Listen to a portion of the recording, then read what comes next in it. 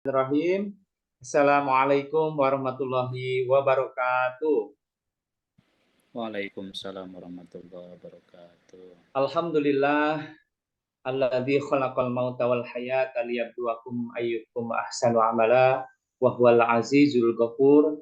Asyhadu an la ilaha illallah wahdahu la syarikalah wa asyhadu anna Muhammadan abduhu wa rasuluh amma ba'd. Yang kami hormati Ibu Ketua Komite beserta jajarannya, Bapak Kepala Sekolah SMA DTBS Putra, dan segenap sivitas, narasumber, dan tentunya ayah bunda yang kami muliakan. Alhamdulillah di pagi hari ini Sabtu 23 Maret bertepatan dengan 12 Ramadan 1445 Hijriah, kita masih diberi kesempatan bisa bersilaturahim, hadir di majelis ilmu dalam keadaan sehat walafiat. Semoga Allah turunkan rahmat, berkah, dan magfirahnya buat kita semuanya. Amin ya Allah ya Rabbal Alamin. Ayah bunda hadirin semuanya, Ramadan identik dengan bulan pendidikan. Banyak proses pendidikan yang terjadi di bulan yang mulia ini. Bulan Ramadan mendidik seorang muslim yang beriman agar menjadi lebih baik di segala aspek. Semoga kita semua bisa sungguh-sungguh lagi dalam mengoptimalkan momentum ini. Amin ya Allah ya Rabbal Alamin. Perkenalkan, saya Ganjar dari anggota komite. Untuk mengefektifkan waktu, kita buka saja dengan bacaan basmalah sama-sama. Izin menyampaikan agenda di pagi hari ini. Yang pertama adalah sambutan, kemudian yang kedua materi inti, kemudian tanya jawab dan pengumuman-pengumuman. Ayah bunda semuanya, mari kita beranjak ke agenda selanjutnya, yaitu pembacaan tilawah ya oleh oleh santri kita ya. Izin Waalaikumsalam. Pak, Udah gimana Ustadz? oleh Ustadz Ali jadinya Pak. Oh, jadi Ustadz Ali ya. Di Ustadz Ali. sini oleh santri Farid dan Aziz. Baik, kepada Ustadz Ali, waktu dipersilakan Ustadz.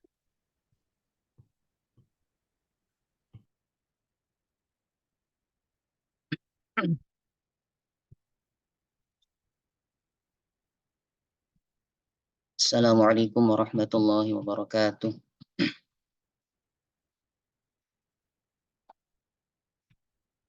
أعوذ بالله من الشيطان الرجيم. بسم الله الرحمن الرحيم. يا أيها الذين آمنوا كتب عليكم الصيام كما كتب على الذين من قبلكم لعلكم تتقون أياما معدودات فمن كان منكم مريضا أو على سفر فعدة من أيام أخر وعلى الذين يطيقونه فدية طعام مسكين فمن تطوع خيرا فهو خير له وأن تصوموا خير لكم إن كنتم تعلمون شهر رمضان الذي أنزل فيه القرآن هدى للناس وبينات من الهدى والفرقان فمن شهد منكم الشهر فليصمه ومن كان مريضا أو على سفر فعدة من أيام أخر يريد الله بكم اليسر ولا يريد بكم العسر ولتكملوا العدة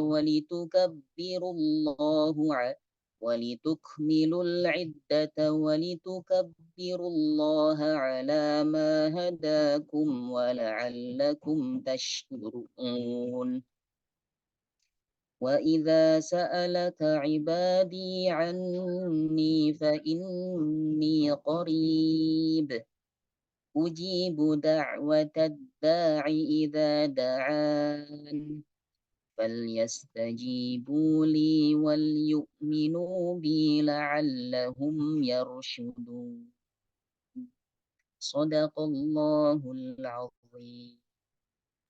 السلام عليكم ورحمة الله وبركاته. Waalaikumsalam warahmatullahi wabarakatuh. Terima kasih Ustadz atas pembacaan tilawahnya. Semoga Allah limpahkan berkah, rahmat, hidayah, serta jadi amal soleh ya buat kita juga yang mendengarkan. Baik Ayah Bunda, untuk selanjutnya yaitu sambutan dari komite yang akan disampaikan oleh Ibu Ketua, Bu Yuni Dwi Anggraini. Kepadanya dipersilakan. Ya, baik. Terima kasih Pak Ganjar. Bismillahirrahmanirrahim. Assalamualaikum warahmatullahi wabarakatuh. Pada yang terhormat Kepala SMA DTBS Putra, Bapak Haji Duden Aminuddin, beserta para wakil kepala, alhamdulillah saat ini juga Ustadz Luti telah bersama dengan kita dan insya Allah akan menjadi moderator di acara kegiatan parenting pada pagi hari ini. Kepada yang terhormat Ustadz Hodam Wijaya, pada yang terhormat Sivitas dan juga wali santri yang kami sayangi. Alhamdulillahirabbil alamin, assalatu wassalamu ala asrofil anbiya'i wal mursalin wa ala alihi wasahbihi ajma'in amma ba'du. Alhamdulillah, marilah senantiasa kita panjatkan puji dan syukur hanya kepada Allah Subhanahu wa taala, di mana pada pagi hari ini alhamdulillah kita semua bisa berkumpul kembali setelah di bulan Januari waktu itu ya Pak Ganjar ya, kita melaksanakan kegiatan parenting. Dan tentunya salawat dan salam senantiasa tercurah kepada junjungan kita Nabi besar Muhammad Sallallahu Alaihi Wasallam. Pertama-tama kami mengucapkan terima kasih kepada Ustadz Hodam yang telah berkenan bersilaturahmi kembali dan juga mendampingi kami para wali santri dalam kegiatan parenting. Kalau di 2022 ya kalau tidak salah waktu itu awal kami peralihan ke pengurusan komite, Ustadz Hodam juga mengisi materi parenting ya. Pada saat itu menanyakan Ustadz Hodam, ini nggak ada bapak-bapaknya nih. Nah hari ini ada perwakilan bapak-bapak, ini ada Pak Ganjar yang menjadi MC dari komite dan juga ada tentunya ada bapak-bapak yang lain hari ini. Dan tentunya mudah-mudahan apa yang disampaikan oleh Ustadz Hodam dapat menguatkan kita kembali sebagai wali santri. Jadi memang tema peran orang tua menjadikan Ramadan sebagai momentum keberhasilan santri di pesantren ini merupakan tema hasil diskusi kami komite dan juga dengan Ustadz Dede Indra ya terkait dengan beberapa hari lagi ini putra-putra kita kan akan kembali ya. Tidak terasa ya tinggal menghitung hari tanggal 29 insya Allah akan kembali ke rumah, ke dalam pelukan kita semua. Nah tentunya memang akan banyak yang terlihat setelah kemarin kembali di bulan Januari ke Eko Pesantren, akan banyak yang kita lihat baik dari sisi perkembangan gitu ya dan tentu juga rangkaian ibadahnya. Nah, harapannya kita semua wali santri termasuk saya, kita dapat membantu mempertahankan atau membantu konsistensi ibadah putra-putra kita selama berada di rumah. Dan hari ini insya Allah Ustadz Hodam akan menyampaikan materi yang akan tentunya menjadi bekal untuk kita semua ya dalam mendampingi, membimbing putra-putra kita sambil tentunya menikmati kebersamaan di hari-hari akhir Ramadan. Kami juga mengucapkan terima kasih pada seluruh pihak yang terkait dalam hal ini Ustadz Dede Indra yang telah membantu pelaksanaan acara dan seluruh pengisi acara pada hari ini, termasuk Pak Ganjar sebagai perwakilan dari komite yang diminta menjadi MC, dan juga kepada pihak sekolah atas izin dan juga materi hari ini yang dalam program kegiatan parenting. Dan juga seluruh wali santri, kami juga mengucapkan terima kasih atas kerjasamanya dan selamat menikmati pengalaman belajar dan selamat berkumpul bersama Ananda di rumah nanti mulai tanggal 29. Jazakumullah khair. Billahi taufiq wal hidayah. Wassalamualaikum warahmatullahi wabarakatuh. Waalaikumsalam warahmatullahi wabarakatuh. Baik, terima kasih Ibu. Ya, nggak kerasa ya Bu, berarti tinggal 1 pekan lagi ya. Nanti Ayah Bunda juga bisa menjemput putra-putrinya nanti ya. Baik, Ayah Bunda semuanya, yang selanjutnya adalah sambutan dari Kepala Sekolah yang akan disampaikan oleh Pak Haji Duden. Sudah hadirkah Ustaz? Ustaz Lutfi? Atau gimana? Atau yang mewakili? Sepertinya beliau belum dilihat Bapak ya. Kepala Sekolah sedang bertugas di Oh CS iya, dan nampaknya ya. berarti yang mewakilinya ya oleh Oh, Ustaz nanti Dede ya. di akhir saja nggak apa-apa Bapak ya. Oh, di akhir Oh ya. begitu. Pak Dodi nanti di akhir saja. Baik, siap. Baik, kalau begitu, kalau Ustadz Wijaya, Ustadz Hodam udah hadir ya? Halo, Assalamualaikum Ustadz. Belum hadir Pak, sedang dikonfirmasi. Karena baru selesai forum di kegiatan yang lain beliau. Langsung Oh beliau begitu. Zoom. Kalau begitu diserahkan aja ke Ustadz Lutfi ya. Boleh, boleh. Baik. Ya, insya Allah nanti untuk kegiatan dengan Ustadz Hodam juga nanti dipandu oleh Ustadz Lutfi ya Ustadz. Ya, Baik, kalau begitu Ustadz waktu dan seluas-luasnya gitu ya diserahkan ke Ustadz sambil nanti menunggu Ustadz Hodam juga. Baik, silakan Ustadz. baik. Alhamdulillah. Bismillahirrahmanirrahim. Assalamualaikum warahmatullahi wabarakatuh.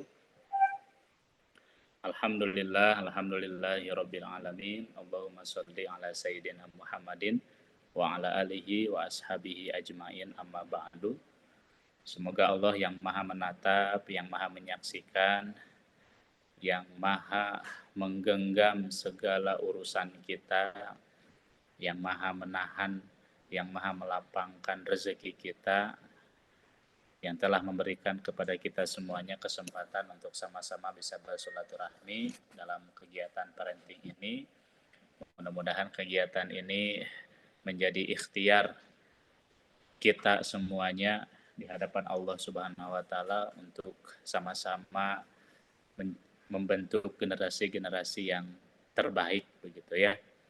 Baik, Bapak Ibu semuanya, alhamdulillah Ustadz Hodam sudah hadir, sudah bergabung di Zoom bersama kita semuanya.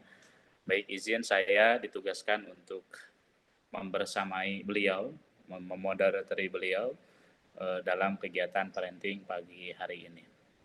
Ibu Bapak semuanya, betul tadi yang disampaikan oleh Bapak Ganjar bahwa kegiatan atau bulan suci Ramadan merupakan salah satu di antaranya ulama menyebutkan adalah syahrut tarbiyah, di mana Allah dengan sistem pendidikan yang disusun dengan kegiatan atau dengan bulan suci Ramadan ini, harapannya memang level daripada hambanya itu meningkat ke level tertinggi, yaitu menjadi pribadi yang bertakwa. Maka hadirin semuanya, insya Allah kita akan sama-sama kupas pada kesempatan pagi hari ini tentang tema yang sangat menarik dan insya Allah ini membekali kita semuanya, yaitu kaitannya tentang peran orang tua menjadikan Ramadan sebagai momentum keberhasilan santri di pesantren.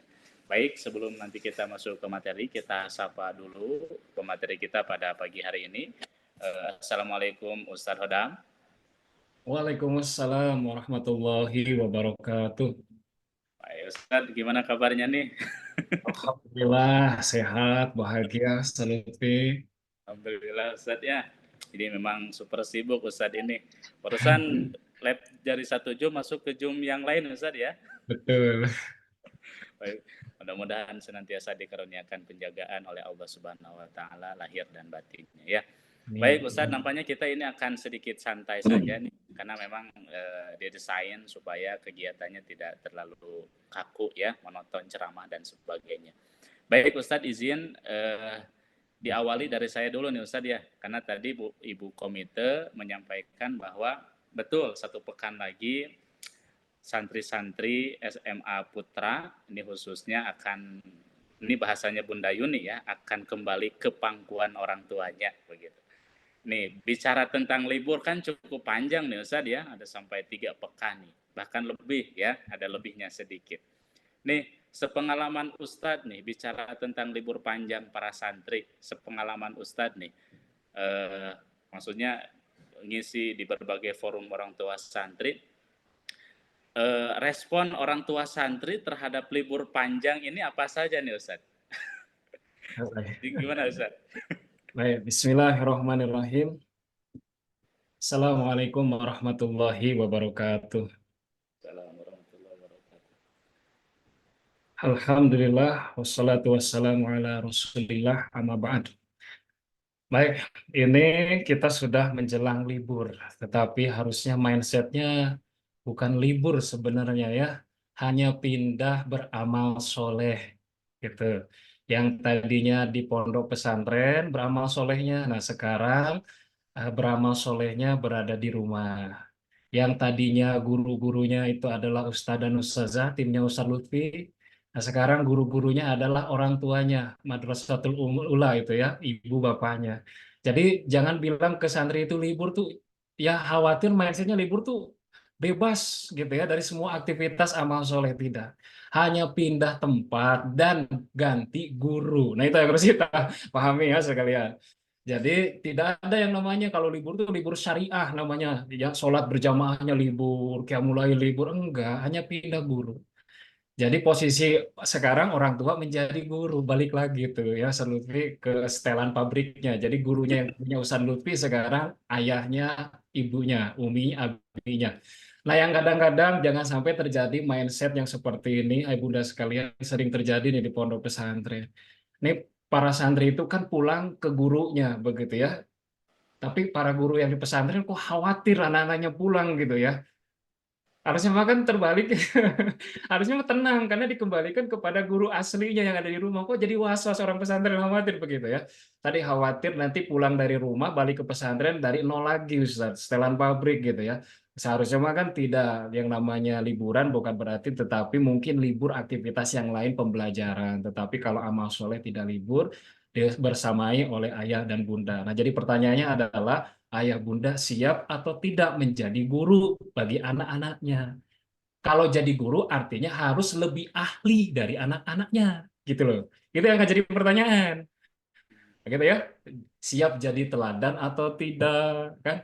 Siap mengontrol atau tidak sebagaimana yang dilakukan oleh Ustadz Lutfi dan kawan-kawan sekarang. Gitu Ustadz Lutfi.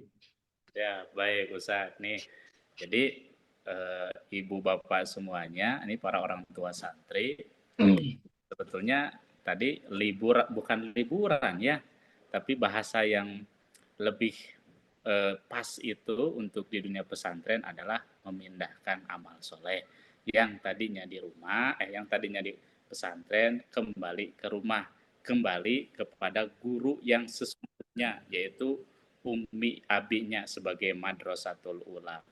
Nah, Ustadz Afwan, ini bukan hanya kami di pihak pondok yang memang agak khawatir begitu dengan kepulangan santri yang cukup panjang waktunya. Tapi di sisi lain juga beberapa orang tua agak khawatir kalau anaknya terlalu lama di rumah gitu Ustadz. Ya, karena tidak sedikit orang tua yang mengeluhkan kalau ini puntennya disebutnya teh jadi riweuh gitu ya, begitu Ustaz.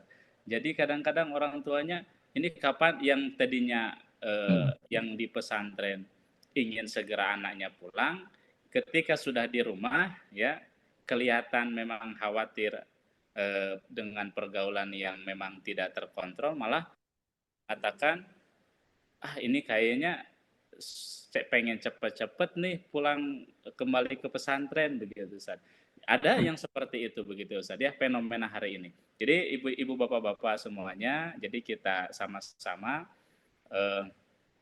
mengkawal program libur atau pindah amal soleh ini dengan butuh persiapan ya. Jadi Ustadz, kira-kira apa yang perlu disiapkan nih oleh ayah bunda semuanya supaya libur atau amal soleh Ananda di rumah ini betul-betul terkawal dengan baik Ustadz? Kira-kira apa nih yang bisa disaringkan kepada orang tua yang hadir? Baik ya. Apa sih yang membuat kita itu kadang-kadang emosinya tidak stabil? Ya kan anak-anak di rumah kalau lagi di pesantren pengen segera pulang. Kalau udah di rumah, ini harus cepat balik kayaknya ke pesantren gitu ya, bikin riweuh dan yang lain-lain. Apa sih yang membuat emosi kita tidak stabil bahkan kepada anak kita? Nah, karena kadang-kadang kita lupa apa yang kita lakukan bersama anak kita itu amal soleh. Itu yang kadang kita lupa gitu ya, Ayah Bunda sekalian, memberi makan jadi tidak nikmat kalau kita lupa itu amal soleh. Ngajak ngobrol anak, membersamai anak, dengar nangisnya anak, itu membuat kita tidak nyaman kalau kita lupa itu amal soleh. Tapi kalau kita ingat bahwa yang kita lakukan itu semuanya ada amal soleh, pasti nikmat itu ya. Justru semakin lama murid atau anak kita di rumah itu semakin nikmat gitu ya. Nah, apa yang bisa kita lakukan kalau kita mau sabar ketika anak-anak kita berada di rumah, maka yang harus kita lakukan sebagaimana yang dilakukan oleh pihak pesantren. Satu, harus membuat program yang jelas selama liburan berada di rumah, baik yang sifatnya untuk pribadi ataupun yang sifatnya untuk rekreasi dan yang lain-lainnya bersama keluarga. Jadi buat programnya, begitu ya. Anak-anaknya dijadikan panitia gitu loh. Jangan orang tua ya, anaknya apalagi udah gede nih dari SMA, jadikan panitia. Nah, tanya dong anaknya nih calon pemimpin, kamu mau liburan, selama liburan mau kemana aja? Kita mau silaturahim ke siapa saja. Kamu ya yang jadi panitia, tolong dihitung kira-kira butuh anggaran berapa. Anaknya gitu ya, dijadikan panitia supaya terlibat di sana begitu ya. Kemudian ketika diprogramkan juga ada kontrolnya. Nah, Bunda sekalian, yang membuat kita membosankan kadang-kadang bagi anak di rumah karena kita tidak programkan amal soleh itu di dalam rumah. Nah, bukan hanya sekedar diprogramkan, tetapi harus juga jelas tujuan-tujuan ketika kita membuat program selama liburan di rumah. Tidak boleh suasana iman itu hilang. Kita ketika bersama anak kita, yang nggak boleh hilang adalah suasana iman. Sekali lagi ya, harus selalu ada suasana iman. Gimana caranya? Ada dialog iman. Misalnya contoh anak kita mau rekreasi ke laut atau ke gunung atau mau ke danau atau mau kemana saja, tolong siapkan oleh ayah bunda sekalian itu dialog iman. Misalnya ayat-ayat yang berkaitan dengan gunung, dengan laut, bahkan kalau ke kebun binatang itu tentang binatang, itu disiapkan supaya gak hanya sekedar jalan-jalan, tetapi kita sedang membaca ayat-ayat Allah di sana. Misalnya contoh ketika anak kita diajak ke laut, kita bacakan tentang ayat-ayat yang berkaitan dengan laut, kita tanya ke anak kita, kenapa Allah kemudian berkata demikian tentang laut di dalam Al-Quran? Diajak berdialog di situ. Sehingga anak kita ketika melihat laut itu bukan hanya sekedar bahagia, senang-senang, tetapi semakin takjub dengan ciptaan Allah. Bahkan ketika ke kebun binatang, saya pun demikian ke anak saya kalau liburan. Melihat gajah, melihat semut, melihat laba-laba, kan ada ayat-ayatnya semua. Suratnya ada dalam Al-Quran. Ketika melihat gajah, kan ayat-ayatnya ringan-ringan. Baca surah Al-Fil. Ketika baca surah Al-Fil itu saya tanya anak saya, kenapa ya Allah berbicara gajah seperti itu di dalam Al-Quran? Kita lihat gajahnya nih, dari fisiknya gitu ya. Sehingga yang dilihat oleh anak saya bukan hanya sekedar gajah, tetapi di sana ada kekuasaan Allah ya, yang diletakkan di gajah gitu loh. Nah, gitu ya. Jadi semakin melihat ciptaan Allah, dia semakin takjub dengan Robnya. Imannya akan semakin subur. Nanti di rumah begitu liburan tuh ya. Ibadah, sekarang soal ibadah, tadi soal rekreasi ya. Ibadah itu bukan nanti kalau di rumah, yang harus kita siapkan adalah justru bukan anak-anak kita. Yang harus kita siapkan adalah diri kita. dari sisi keilmuannya, kesiapan secara ruqyahnya, kesiapan secara fisik. Ketika anak ke rumah, tolong disiapkan, anak itu bukan disuruh untuk beribadah, tetapi anak itu dicontohkan untuk beribadah sehingga mereka dengan senang hati ketika diajak beribadah oleh kita. Kita tunjukkan kepada anak-anak kita bagaimana nikmatnya beribadah kepada Allah. Kita tunjukkan kepada anak kita bagaimana nikmatnya berlama-lama sholat qiyamul lail. Kita tunjukkan kepada anak kita bagaimana nikmatnya lama-lama interaksi dengan Al-Quran. Kita tunjukkan kepada anak kita bagaimana nikmatnya berbagi dengan tetangga.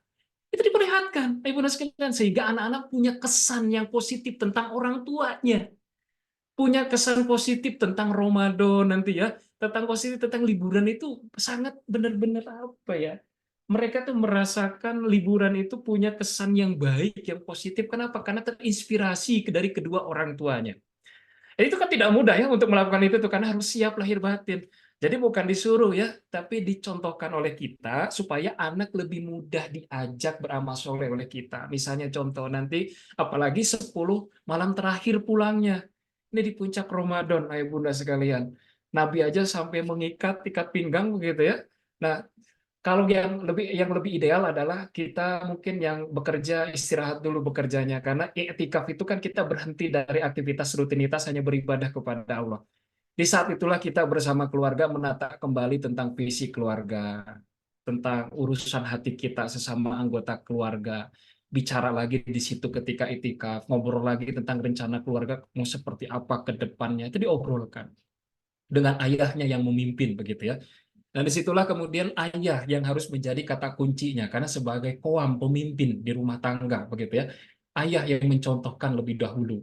Ketika qiyamul lail, maka ayahnya ya bangun dahulu, ayahnya qiyamul lail dulu, lebih dahulu doakan anaknya satu persatu, minta sama Allah. Ya Allah, si kakak anak nomor satu, PR-nya apa? Disampaikan kepada Allah, minta pertolongan Allah, baru bangunkan satu persatu anaknya.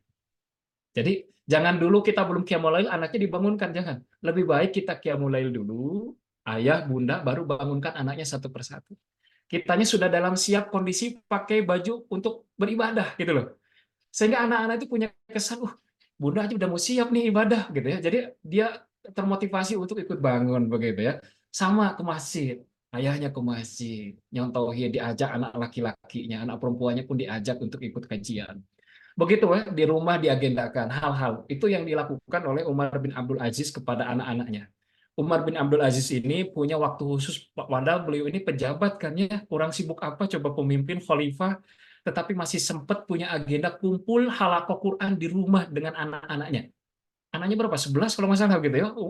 Umar bin Abdul Aziz itu kumpul dengan istrinya, anak-anaknya, kemudian membacakan ayat Quran bersama-sama, kemudian ditanya pendapatnya satu persatu dari setiap anak. Nah, kira-kira menurut kamu ini ayat ini berbicara apa ini? Jadi belajar tafsir begitu. Itu dilakukan oleh ayahnya, maka keluarganya jadi berkah. Jadi sekali lagi sebenarnya di liburan ini harus diprogramkan Ustaz Lutfi, dan kemudian kita contohkan, kita ajak tahapannya gitu ya. Programkan, contohkan, ajak. Nah, gitu ya. Itu langkah yang bisa kita lakukan. Jangan kemudian anaknya disuruh, kitanya tidak melakukan, itu lebih susah. Karena konsep di dalam pendidikan itu anak-anak kita akan lebih mudah dididik oleh kita ketika diri kita sudah selesai dengan diri kita. Jadi orang tua sudah selesai dengan dirinya sendiri, maka anak-anak akan lebih mudah dididiknya. Begitu. Salut di liburan ini, insya Allah. Ya, baik, Masya Allah ya. Nuhun Ustaz. Jadi izin mengulang kembali, yang pertama programkan, yang kedua contohkan, yang ketiga adalah ajak. Ini memang betul Ustaz. Tadi saya sharing dengan beberapa santri, kata beliau begini, Ustaz, libur kita berapa hari? Kata saya bilang, ya kurang lebih 3 pekanan begitu. Tapi Ustaz bisa nebak nih, kenapa Ustaz? Kata saya, pasti libur efektif kamu itu pasti 3 hari kalau liburan pasan ya. 3 hari kenapa? Karena sibuknya di 3 hari. Biasanya habis 3 hari kesananya mah apa? Tidur lagi, tidur. Kadang begitu Ustaz. Seperti kami begitu ya, para musyrif, para pengelola di sini. Biasanya kalau liburan terlalu lama juga lumayan agak penat begitu, karena kebiasaan kami ya bersilaturahmi, bertemu dengan para santri. Jadi betul ayah bunda semuanya, bahkan pada sampai hal-hal yang teknis. Jadi sarannya memang Ustadz ya, perlu obrolan utama di dalam kendaraan ini selain menanyakan kabar, kesan dan sebagainya, ini patut dibicarakan pas ketemu ya, bukan sehari 2 hari ketika di rumah mungkin Ustadz ya, supaya mengikat begitu orang tua santri kepada para santrinya. Termasuk ayah bunda semuanya, nanti juga kami akan bagikan daily activity yang memang perlu dikawal oleh ayah bunda semuanya ketika di rumah begitu ya. Baik, Ustadz, kita lanjut nih ya tentang bagaimana para orang tua bisa berhasil mendidik para anaknya dalam memanfaatkan momentum di 10 terakhir bulan Ramadan ini. Ya, baik Ustadz, yang selanjutnya nih, ini yang memang dikhawatirkan oleh para semua orang tua begitu ya, karena memang beberapa tipikal atau karakter santri khawatir begitu ya, ada saja kan santri teh kalau misalkan sama guru manut begitu ya, sama ustadznya di pesantrennya manut begitu ya saja. Tapi kalau misalkan di rumah ini mohon maaf begitunya tidak seperti dia kepada gurunya begitu Ustaz. Khawatir memang seperti itu, khawatir begitu ya. Nah, itu kan memang di luar daripada jangkauan kami yang di pondok begitu Ustaz.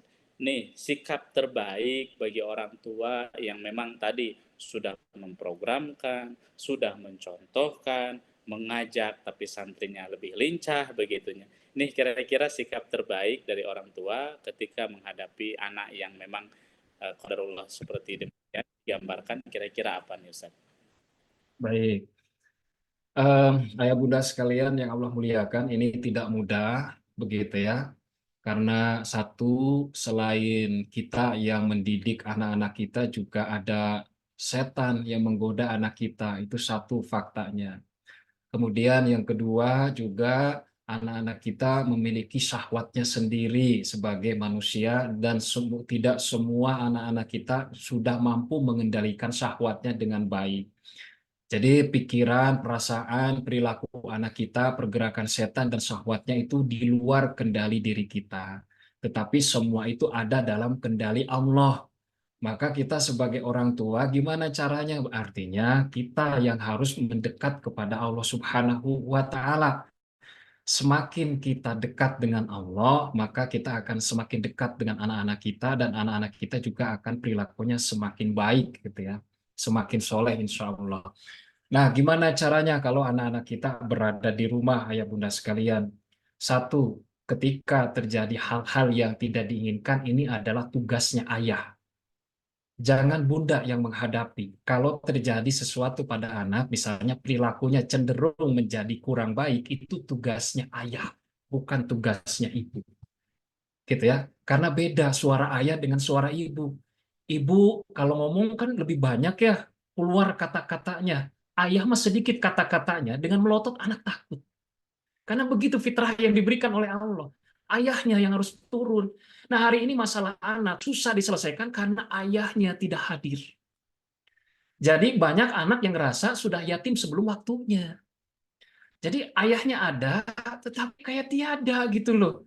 Nggak pernah mau ngajak ngobrol anaknya, berdiskusi yang serius, bahkan yang ringan itu tidak hadir. Sehingga itu yang terjadi Ustadz. Kalau ayah abai pengasuhan, ibunya menjadi lebay karena emosional. Kalau ibu sudah lebay, anaknya pasti alay. Itu sering terjadi itu. Gitu ya. Itu pemicunya, makanya kenapa Ibnu Qayyim mengatakan kalau anak bermasalah itu ayah yang salah. Itu Ibnu Qayyim, bukan kalimat saya gitu ya. Kalimat ulama begitu ya. Artinya masalahnya pertama ada di ayahnya begitu ya, bukan di ibunya. Maka ayah hadir. Apa yang diajarkan oleh Nabi? Satu, kalau Nabi itu gantungkan cambuk di dinding rumah. Itu perintah Nabi gitu ya. Gantungkan cambuk di dinding rumah itu sebagai adab bagi anggota keluarga kamu. Artinya harus ada aturan yang tegas di rumah. Siapa ayah yang menyiapkan itu? Kemudian perintah sholat, wadribuhum alaiha, disuruh dipukul kalau 10 tahun nggak mau sholat. Artinya harus ada ketegasan dari ayah. Mungkin ibu ya, ayah nih yang harus ada ketegasan saatnya.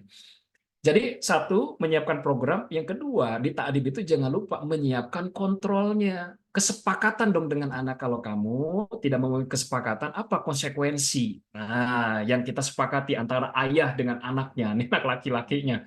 Belajar dong menjadi pemimpin itu dari ayahnya. Ayah ini pemimpin. Jadi anak-anak akan mengkoping bagaimana perilaku ayah memimpin keluarganya itu dari ayahnya langsung. Sehingga nanti dia ketika berkeluarga pasti akan ngopi dari ayahnya itu, gitu ya. Gimana cara ayahnya mengelola keluarganya saat itu. Nah, itu yang harus kita lakukan, ada kontrolnya.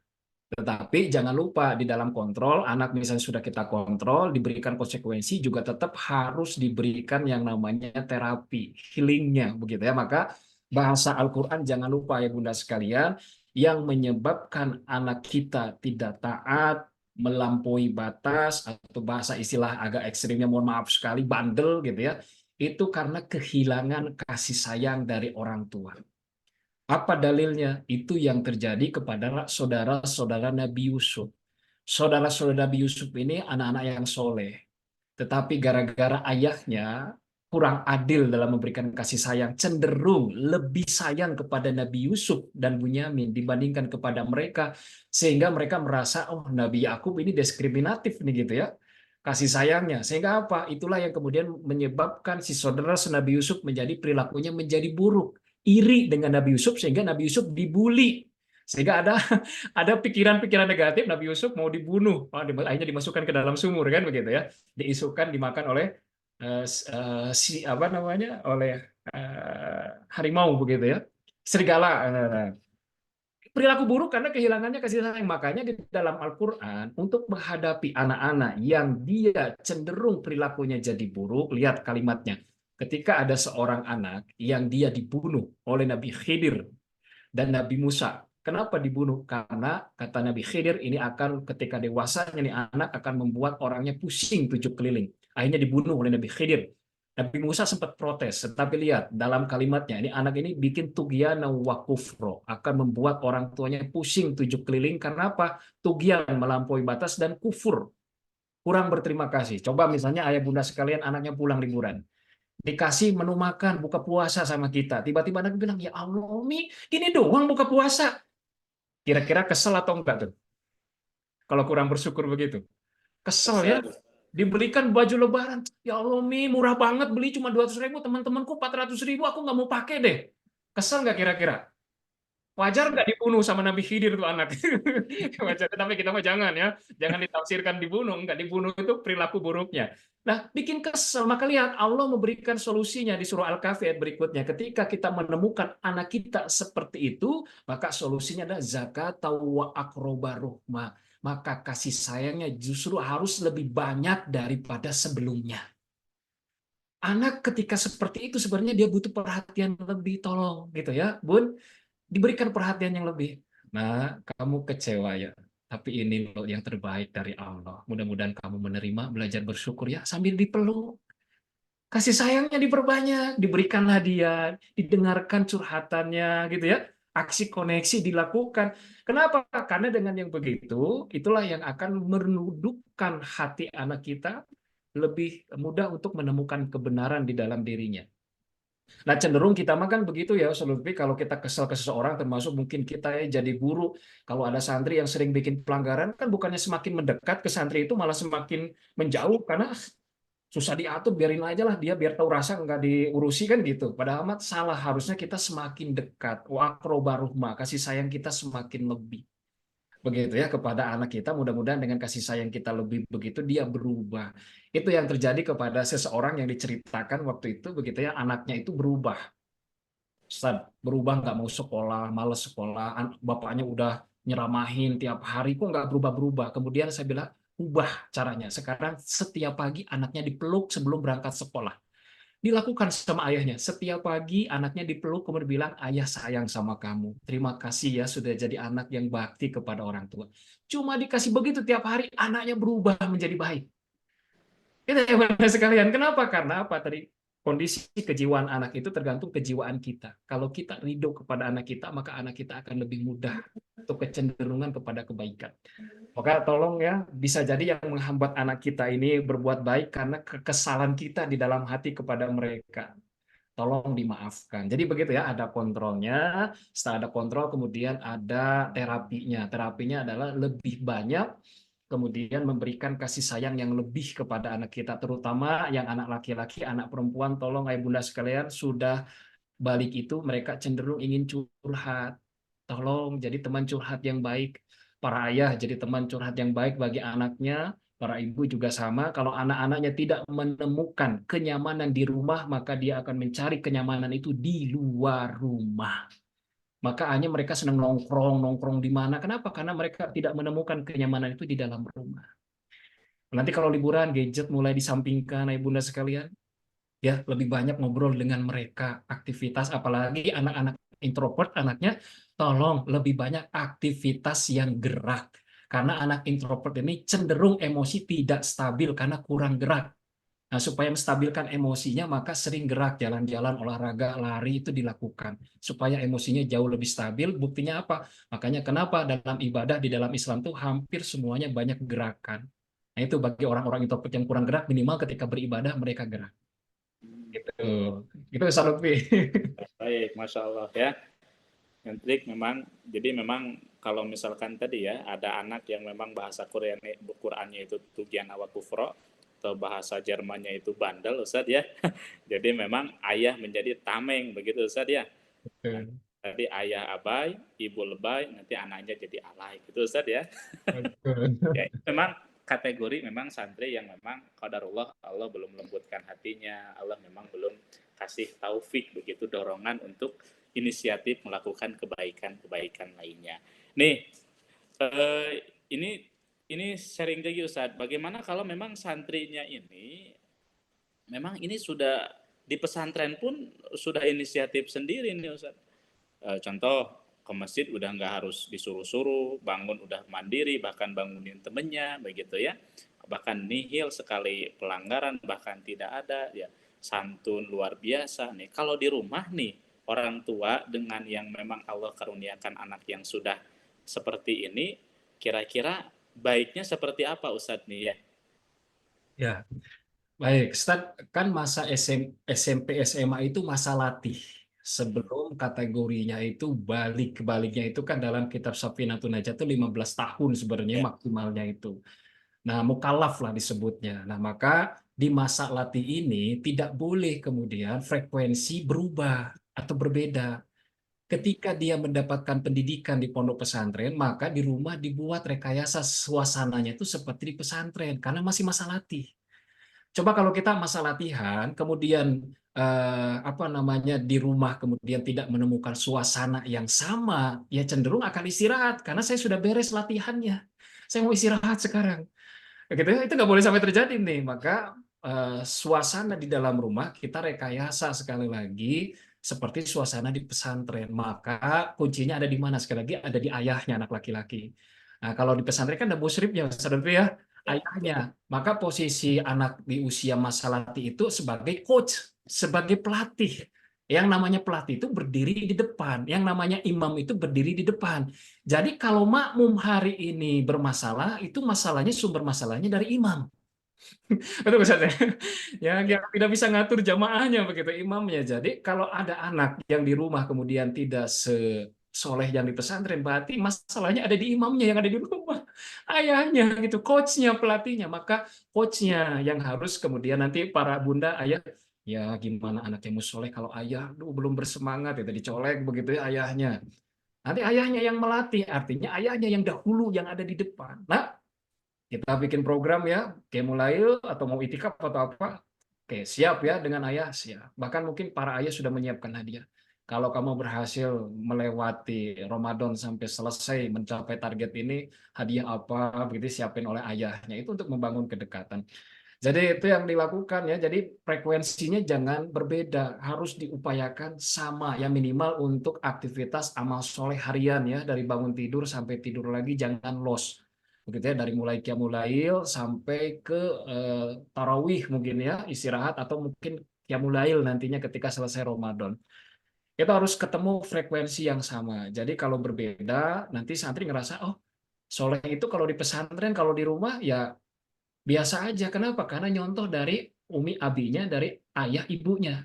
Sekali lagi tadi susah anak mendidik anak kalau kita nggak jadi teladan. Contoh ya Bunda sekalian, ini terjadi di kami juga Ustadz Lutfi, ada santri kelas 12, bayangkan udah kelas 12. Ya, selama 1 bulan liburan nggak sholat sama sekali Ustadz. Ya Allah, kita sedih gitu loh, kita udah dididik di sini gitu ya, tuh nggak sholat. Kemudian kita tanya ke anak tersebut, nah kenapa kamu nggak sholat selama liburan? Jawabannya yang bikin tambah sedih. Ngapain saya sholat Ustaz? Orang bapak ibu saja nggak sholat. Ya Allah. Lihat anak, makanya benar kata ulama, anak itu bayangan dari orang tuanya. Kalau bayangannya bengkok, yang dibenerin apanya? Benda aslinya. Siapa benda aslinya? Orang tuanya. Gitu loh. Termasuk, mohon maaf sekali ini, mohon maaf sekali ya Bunda sekalian, anak perempuan yang putri juga selama liburan di rumah nggak pernah pakai jilbab. Ya, jalan kemana, ke mall nggak pakai jilbab, ke temannya nggak pakai jilbab. Ketika ditanya kenapa kamu nggak pakai jilbab, orang ibuku juga nggak pakai jilbab. Aduh, saya bilang, kalau udah begini saya nggak bisa jawab lagi ini. Oh, ternyata memang orang tuanya dijadikan sebagai sumber hukum bagi perilaku mereka. Ini yang berat. Ini yang berat. Makanya kenapa dalam mengasuh anak itu yang paling susah itu bukan bagaimana mendidik anak. Yang paling susah itu bagaimana kita menjadi pribadi yang kita inginkan ada pada anak-anak kita. Itu yang paling susah. Kita ingin anak kita hafal Quran, nah gimana caranya kita pun banyak interaksi dengan Al-Quran. Anak kita ingin rajin sholat, gimana caranya kita pun rajin sholat. Itu yang susah sebenarnya. Ini sepakat atau tidak, ayah bunda sekalian? Ini yang paling susah sebenarnya. Jadi anak mah di rumah, tergantung orang tuanya. Saya pun demikian. Makanya saya pun sama Ustaz Lutfi kalau sudah pulang itu tidak ada mengeluh kata capek. Kalau saya mengeluh capek, pasti anak saya pun akan mengeluh capek. Karena belajarnya dari saya. Ayah aja kan kalau pulang kerja capek bilangnya. Masa saya nggak boleh bilang capek kan? Oh iya, berarti mereka nyontoh dari kita. Tetapi secapek apapun kita nggak pernah bilang capek ke anak, kita tetap ngajak ngobrol, nanti anak pun ngelihat. Itulah seorang orang tua terhadap anaknya, kan begitu ya. Ada suasana kesan yang berbeda. Jadi kita memberikan yang terbaik kepada anak-anak kita muliakan anak-anak kita, insya Allah anak-anak kita pun akan mulia dan memuliakan kita sebagai orang tuanya. Jadi intinya frekuensinya tidak boleh beda, harus sama ya minimal untuk daily activity, amal soleh dan aturan-aturan sama ya. Misalnya di handphone, gadget kalau di pesantren dibatasi, tolong ayah bunda pun dibatasi di rumah, gitu ya. Jangan dilepas, dibebaskan. Ini bahaya. Sekali lagi ayah bunda sekali ini tolong masalah gadget bahaya. Makanya kenapa bahasa Al-Quran harta itu hanya boleh diberikan kepada anak yang sudah masuk rusydah. Arti rusda itu artinya anak sudah memiliki kemampuan mengelola harta dengan baik. Itu kebaikan. Anak-anak kita kalau belum mampu mengelola harta untuk kebaikan, jangan diberikan. Karena HP itu harta. Maka bisa jadi disalahgunakan. Kenapa kami minta dibatasi? Karena kalau handphone sudah diberikan tanpa ada kontrol, mereka nggak akan jauh-jauh. Yang diakses nggak akan pernah jauh dari pornografi. Kenapa? Karena memang di masa SMA, fitrah seksualitasnya yang tumbuh kembang dengan pesat. Mereka tuh penasaran, pengen tahu, cari tahu. Ada gadget, fasilitasnya, ya sudah. Wassalam begitu ya, kalau sudah begitu, kayak bunda sekalian. Jadi, sudahlah, nggak apa-apa anak-anak kita menangis karena dibatasi handphonenya daripada jiwa anak kita rusak karena handphone. Nah, itu kan lebih bahaya gitu ya. Gitu Ustaz Lutfi ya, intinya tidak boleh ada frekuensi yang sama, diminimalisir lah frekuensinya, kalaupun tidak terlalu sama ya jangan terlalu jauh begitu antara pesantren dengan rumah. Ya, baik, alhamdulillah Ustaz ya.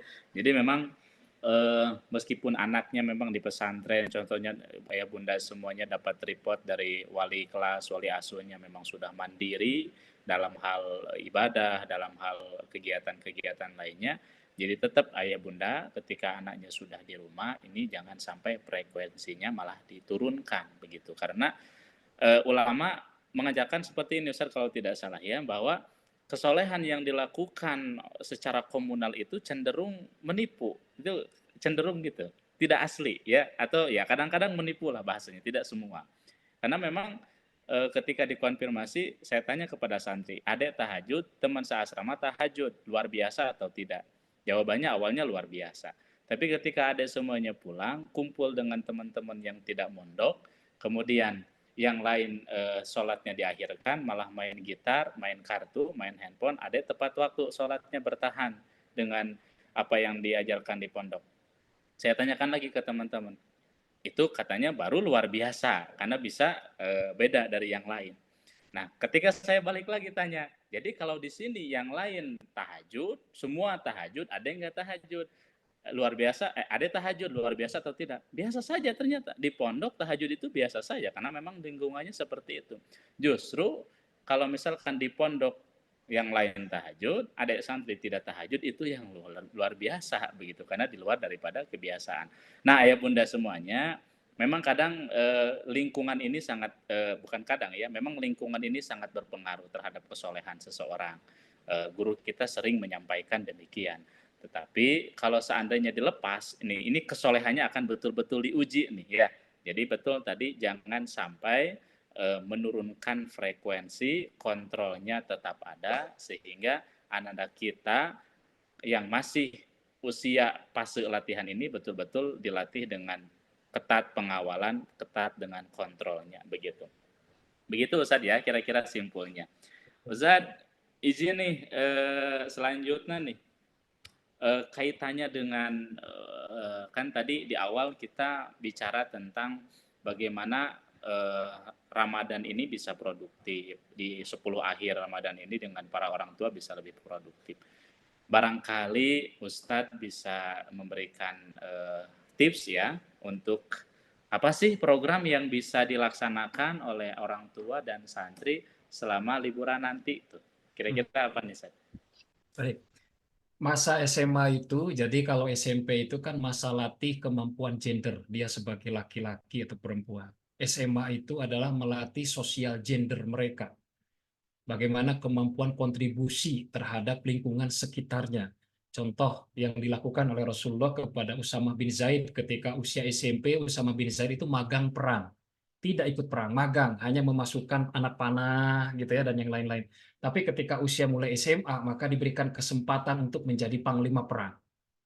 Karena memang sesuai dengan usianya. Maka anak SMA, tolong ayah bunda sekalian, selain program harian, anak SMA ini calon pemimpin.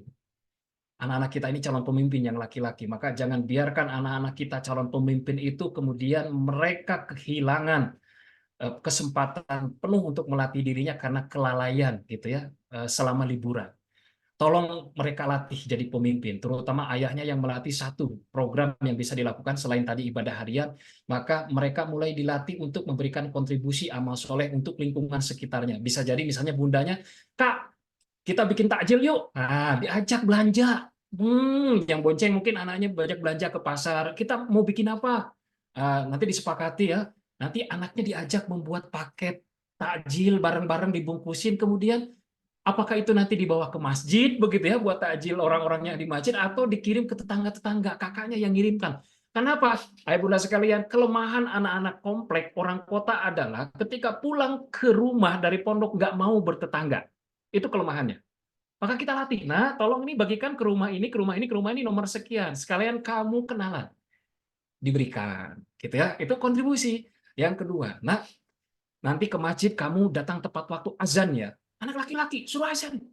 Jangan sampai bilang, nggak bisa. Waduh, Ustaz Lutfi, kalau bilang anaknya nggak bisa, Ustaz Lutfi harus dievaluasi. Itu di pesantren diajarin nggak anaknya untuk azan. Gitu. Diajarin, Ustaz. Diajarin. Nah, tolong, Bu. Kan udah diajarin sama Ustaz Lutfi, tolong, azan.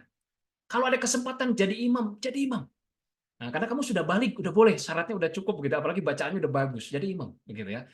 Ada waktunya kultum misalnya, nah kultum ya, minta ayahnya ke DKM, bisa nggak kasih kesempatan ke anak saya, ini kan udah dari DT nih di pondok, bisa nggak disuruh kultum, ya minimal belajar muhadoroh tingkat atas gitu ya, Lutfi di masyarakat gitu ya, ya belajar muhadoroh, public speaking, tapi di masyarakat walaupun baca nggak apa-apa, itu kan dia dilatih, namanya juga latihan ya, latihan berkontribusi untuk lingkungan sekitar, sehingga apa, mereka akan merasakan ilmu yang didapatkan di pondok pesantren ternyata oh begini cara digunakannya di masyarakat, sehingga apa, ilmunya, pengetahuannya terkonversi menjadi karya. Itu harus kita lakukan, itu tugasnya ayah. Saya juga begitu, kalau liburan anak saya yang laki yang perempuan beda ya perlakuannya, programnya bagaimana. Yang laki-laki karena calon pemimpin saya berikan gitu ya, termasuk kalau di warga mau kerja bakti atau mau lebaran nyiapin untuk sholat Idul Fitri, anak saya ayo kamu ikut kepanitiaan, ayo bareng Abi, kamu mau bisanya apa tugasnya? Walaupun hanya sekedar ngumpulin koran gitu saja buat awas, nggak apa-apa, ada kontribusi amal solehnya. bahkan bersih-bersih masjid, ayo bareng Abi, kita ikut bersih-bersih kerja bakti. Jadi ada peran ayahnya untuk mengajarkan bagaimana seorang pemimpin di masyarakat. Nah, ini pun sekalian ayahnya latihan juga berarti kan begitu ya. Nyontohin ke anaknya gimana cara bermasyarakat ke anak laki-lakinya. Begitu. Jadi ada program-program selain yang harian juga tolong anak SMA mulai dilatih bagaimana kemampuan sosial gender gitu ya. Sosial laki-laki itu adalah berkontribusi untuk masyarakat sekitarnya. Itu harus dilakukan. Ya beda kan ya, untuk sosial itu dari ayahnya ya, belajar bukan dari ibunya sebenarnya kan, tapi kalau kasih sayang dan yang lain itu dari ibunya. Ini ayahnya yang harus aktif gitu ya dengan masyarakat sekitar, mulai dari takjil begitu ya, kemudian di masjid, kemudian bertetangga dan yang lain-lainnya itu bisa dilakukan tuh Ustaz Lutfi ya. Bahkan ngajar ngaji di masjid juga bisa mungkin ya, anak-anak SD di sekitaran begitu ya, ngajar gitu. Ya walaupun apa namanya masih masa latihan, tentu banyak yang perlu diperbaiki, tapi nggak apa-apa daripada nggak sama sekali begitu. Nah itu menurut pandangan kami seperti itu. Jadi anak liburan itu benar-benar itu masa latih orang tua terhadap anak-anaknya itu ya, melakukan visi besar tentang gender laki-laki gitu ya, di dalam Islam yang perempuan juga sama nanti seperti itu. Baik. Ini ya Bunda ya, Alhamdulillah nih dapat inspirasi. Kalau tadi bicara tentang program, ini lebih spesifik nampaknya ya. Tadi bicara tentang magang nih ya. Kalau ayahnya jadi di perusahaan tertentu, kerja di lembaga tertentu, ya kali-kali ajak begitunya bagaimana saat itu bisa tergambar dengan magang itu dunia kerja itu seperti apa begitu ya. Selanjutnya kasih ruang sebanyak-banyaknya. Ini para santri ini banyak dibekali banyak hal di pesantren ya Ustaz ya. Kajiannya hampir tiap hari begitu, dengerin ceramah kultumnya tiap hari gitu, halaqah Qur'annya tiap hari, kemudian diajarkan cara ibadahnya itu terkontrol, termonitoring. Ini sangat sayang begitu ya. Kan kalau di pesantren, di eko pesantren itu kan dengan jumlah lebih dari 1.000 santri, memang untuk azan pun ini kalau nunggu ya, nunggu supaya kebagian ini sulit Sat. Karena masjidnya satu. Iya, sulit begitu. Jadi memang ruangnya tidak cukup banyak begitu untuk para santri. Suruh komat demikian. Imam apalagi ya. Apalagi kita sekarang di Eko ada beki begitu. Kadang-kadang santri suruh jadi imam minder saat karena ada beki Ustaz. Saya malu bacaan saya begitu. Nah, kalau di rumah ini betul Ustaz tadi ya, bisa dijadikan inspirasi, ayahnya bisa ya ngajejekeun lah bahasananya, nyerenkeun kepada DKM, ke bagian dakwah dari setempat gitu, supaya memang apa yang diajarkan di sini betul tadi mengkonversi ilmu pengetahuan menjadi sebuah karya. Begitu Ustaz ya. Ustaz izin nih, karena kita sudah banyak ngobrol, sudah pukul 11 nih ya, kurang 2 menit. Barangkali kita akan berikan kesempatan kepada ayah bunda di rumah untuk menyampaikan pertanyaan atau sharing. Silakan ayah bunda, boleh dibuka mic-nya. Atau pengalaman kemarin nih, libur panjang begitu ya, ayah bunda punya kendala, silakan boleh disampaikan di sini supaya nanti kita sama-sama sharing dan menemukan jalan terbaiknya begitu. Silakan Bun, ayah, bapak ibu semuanya silakan. Ada enggak nih? Dari Pak Ganjar barangkali, Pak Ganjar. Masya Allah. Baik, luar biasa nih Ustadz. Ganjar tadi malah mikir gitu ya, ini cocok banget nih Ustadz. Jadi yang disampaikan oleh Ustadz Hadam ini, Masya Allah ini anak saya juga sama Ustadz. Gitu. Jadi memang ayah bunda jadi mikir nih, selama nanti liburan nih harus apa aja yang harus disiapkan gitu ya. Kemudian tadi kalau Ustadz kan menyampaikan kegiatan-kegiatan apa gitu. Ini jadi inspirasi sekali Ustadz. Masya Allah. Alhamdulillah. Ini barangkali ke ayah bunda dulu mungkin Ustadz. Barangkali nanti ada yang ingin ditanyakan. Karena ini waktunya juga udah jam 11 Ustadz. Jadi kalau materi mungkin sudah selesai. Sekarang sudah beranjak ke tanya jawab nih seharusnya Ustadz. Baik silakan ayah bunda. Wah ini sepertinya Bu Ratu nih. Udah mau bertanya silakan Bu. Ya.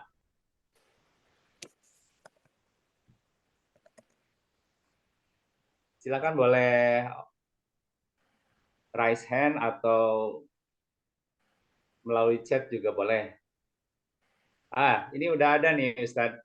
Silakan Bu Mariam ya.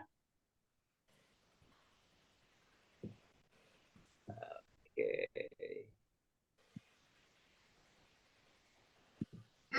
Silakan Bu. Ya, Assalamualaikum Waalaikumsalam warahmatullahi warahmatullahi wabarakatuh. wabarakatuh. Silakan Bu. Masya Allah, tabarakallah Pak Ustadz. Luar biasa, Masya Allah. Itu Pak Ustadz, untuk Ananda kita mah ayahnya sudah tidak ada.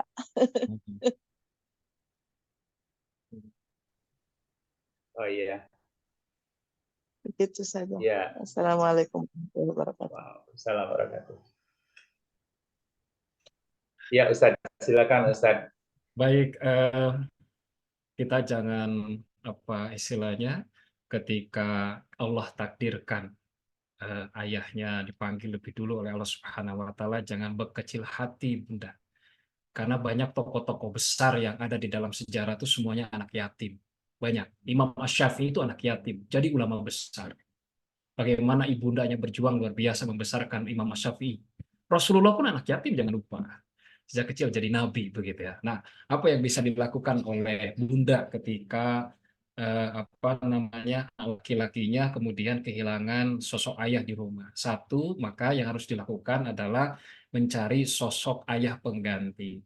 Walaupun nanti bisa ditafsirkan silahkan apakah menikah lagi atau mencarikan misalnya kalau Rasulullah itu kan dengan pamannya, dengan kakeknya, sosok pengganti yang lain yang nggak boleh hilang laki-laki itu. Boleh gurunya juga tuh, Ustadz Lutfi juga boleh digantikan sebagai sosok ayah penggantinya yang akan menjadi mentor bagi anak lakinya. Boleh.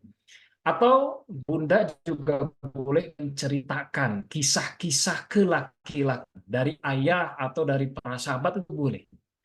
Siapa? Itu yang dilakukan oleh siapa? Oleh Siti Hajar. Nabi Ibrahim ketemu Nabi Ismail itu cuma beberapa kali. Tetapi kenapa Nabi Ismail bisa jadi nabi? Didikan Siti Hajar.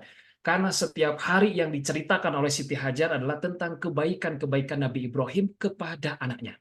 Sehingga anaknya Nabi Ismail punya terlihat bagaimana seorang laki-laki itu dari cerita ibunya. Seperti apa sih? Nah, menceritakan sosok ayahnya kepada anaknya. Itulah yang membuat Nabi Ismail begitu cinta, begitu rindu dengan ayahnya. Kenapa? Karena Siti Hajar sebagai ibu selalu menceritakan kebaikan ayahnya. Nah, ini pun bisa jadi pelajaran buat kita yang ayahnya masih ada, suaminya masih ada. Tolong tidak boleh menceritakan kejelekan-kejelekan suami kepada anak. Sekecewa apapun kita ke suami, karena kalau kita sampai itu artinya kita mengajarkan kebencian kepada anak terhadap ayahnya. Gitu ya. Misalnya begitu kita kecewa uang bulanan nggak cukup sedikit begitu bapak nanti bila cerita ke anaknya, bapak kelakuannya udah mah jarang pulang, tanggung jawab, uang juga nafkah sedikit. Gimana anaknya mau rindu, mau kagum gitu ya sama ayahnya? Kenapa? Karena diberikan doktrin negatif sama ibunya. Jadi diberikan cerita-cerita tentang ayahnya gitu ya kepada anak, bagaimana ayahnya berjuang dulu dan yang lain-lain. Nah, kemudian yang terakhir adalah yang sebagaimana dilakukan oleh Maryam. Maryam itu kan tanpa suami, punya anak. Nah, apa yang dilakukan adalah membangun kesolehan kepada Allah Subhanahu wa taala, maka Allah yang akan menjaga anak laki-laki kita hingga menjadi anak yang terbaik begitu ya. Insyaallah Ibunda sekalian. Jadi Maryam itu membangun kesolehan diri sehingga Allah turunkan gitu ya kemuliaannya kepada anaknya. Bisa jadi nanti Bunda membangun kesolehan begitu ya. Allah yang akan kemudian menutupi kekurangan-kekurangan yang hari ini ada pada anak kita.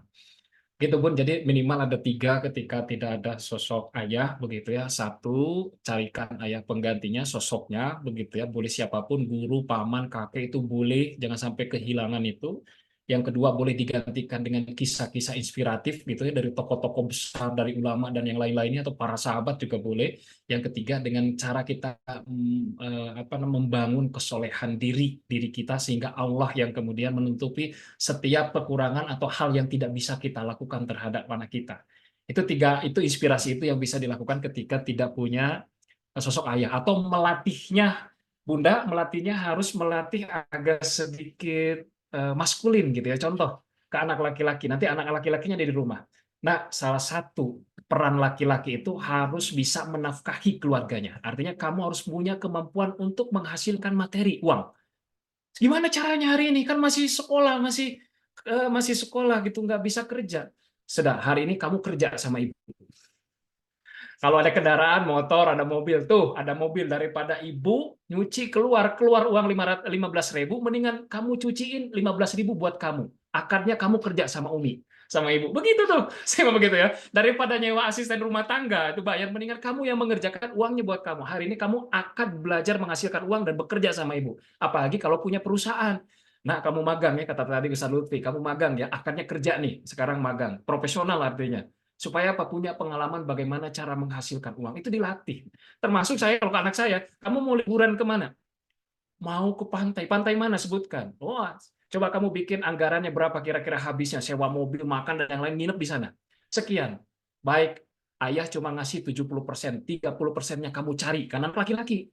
Gimana caranya? Kerja sama kerjanya gimana? Kerja sama ayah. Kamu punya tabungan, keluarkan. Gitu, investasi. Jadi anak diajarkan bagaimana mesti mulus bisa menghasilkan uang itu. Banyak caranya gimana. Bahkan Ayah Bunda sekalian, saya sejak kecil itu sudah mengajarkan kepada anak saya. Contoh, kita nggak bisa bekerja tapi bisa investasi. Saya ajarkan ke anak saya bagaimana cara investasi. Anak saya di sana dapat dong uang dari saudara-saudaranya. Saya bilang ke anak saya, kamu mau kayak seperti Abdurrahman bin Auf? Ada dialog imannya. Kayak seperti Abdurrahman bin Auf, udah mah kaya, soalnya dijamin masuk surga, kan begitu ya? Mau ya? Gimana caranya? Belajar investasi. Ini uang kamu, kita belikan kambing. Ya, kambing kan uang 10 juta, misalnya kambing dapat berapa? Nanti kita lihat setelah 2 tahun akan jadi berapa kambingnya, kan begitu? Uangnya dibelikan kambing, dititip ke orang nengah gitu kan, Ustaz Lutfi ya, kalau di kampung itu gitu ya. Nanti kalau lahir 2, satu-satu kan gitu ya. Ternyata Bunda dapat kambing sekitar 4. Setelah 2 tahun kambingnya jadi 10. Lihat, anak kecil punya kambing 10, kaya atau tidak? Kaya, Ustaz. Kaya, belajar investasi. Itu kita ngajarin anak laki-laki kita. Kalau nggak bisa kerja, ayo investasi. Kamu punya uang apa? Kan lebaran tuh, nanti lebaran banyak yang ngasih saudara-saudaranya. Jangan konsumtif. Nah, ini uang, gimana caranya bisa beranak pinak? Kamu belajar investasi. Kamu udah, gini aja, kamu investasi sama ayah. Itu bisa ayahnya kerja apa, usaha apa, modalnya dari anaknya kan, kena hasil uang lebaran dikasih saudara-saudaranya. Itu bisa dilakukan? Bisa, Ibu Bunda sekalian. Jadi banyak yang bisa dilakukan begitu ya oleh kita, tinggal daya kreativitas kita sebenarnya ngajar anak-anak kita di rumah.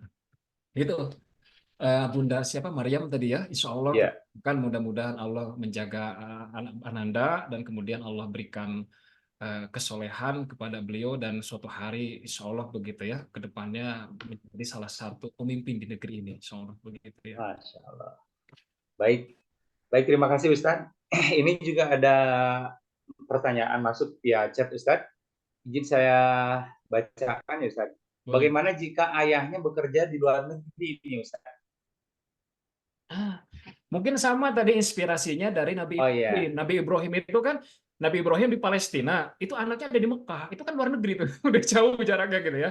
Gimana caranya? Masya. Satu, yang jadi ayahnya, Nabi Ibrahim yang jadi ayahnya, kemudian membangun ketaatan kepada Allah secara sempurna, itu bahasa Quran. Nabi Ibrahim membangun ketaatan kepada Allah dengan sempurna. Artinya ayahnya di luar negeri membangun kesolehan diri.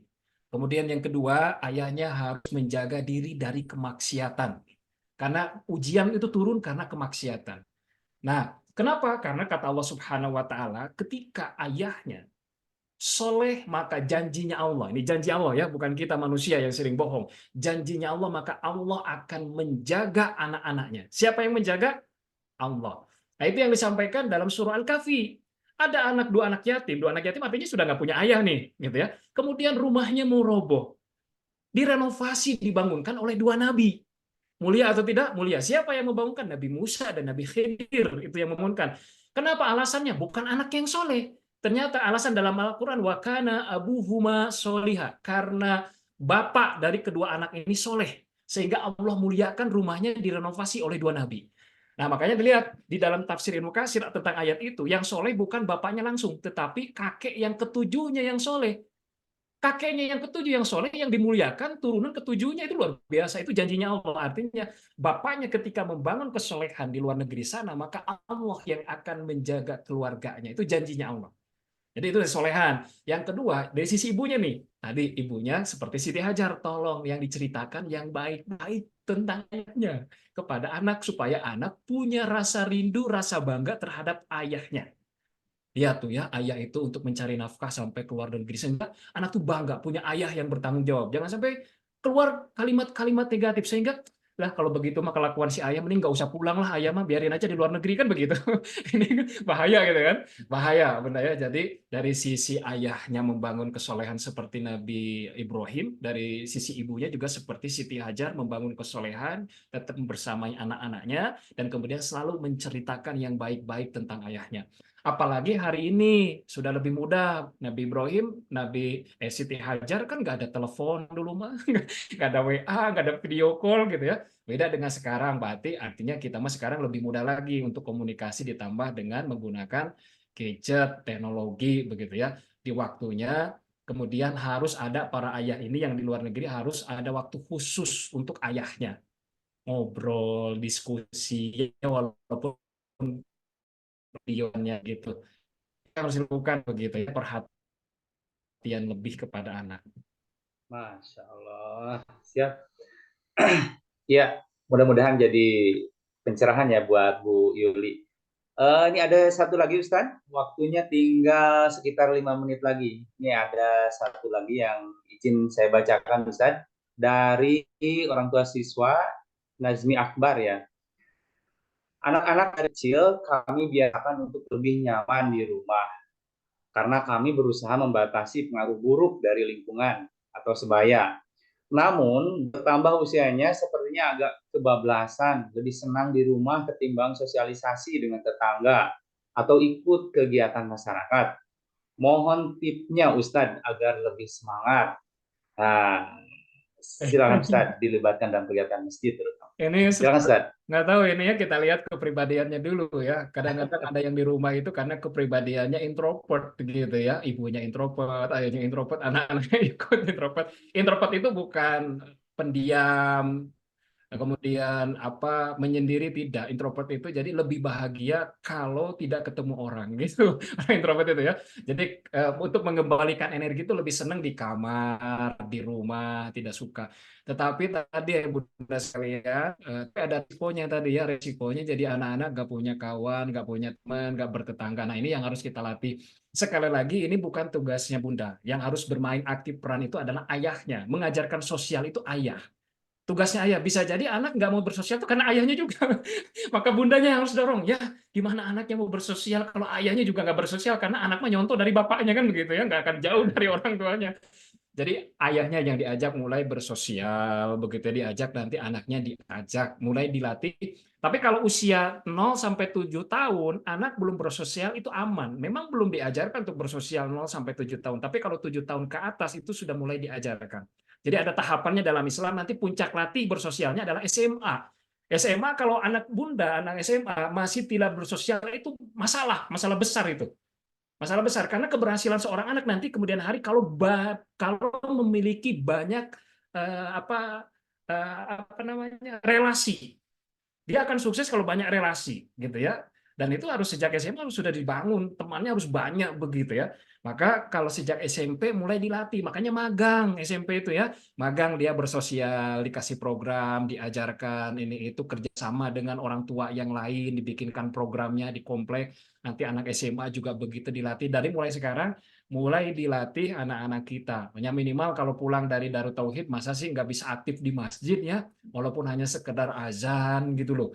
Nanti kan kalau azannya, tiap hari siapa yang azan? Ya pasti nanya lah, ya masyarakat atau jamaah juga. Si anak ini nanti lama-lama juga terbiasa. Jadi sekarang berikan panggung sebanyak-banyaknya kepada anak kita untuk dilatih. Peluangnya banyak, saya yakin di Darut Tauhid program sudah banyak yang bisa dilakukan oleh anak-anak kita itu di masyarakat, Ustaznya. Ya minimal masa sih nggak bisa kayak di DT itu kan ada BRTT, itu BR3T, bersih-bersih, kerja bakti.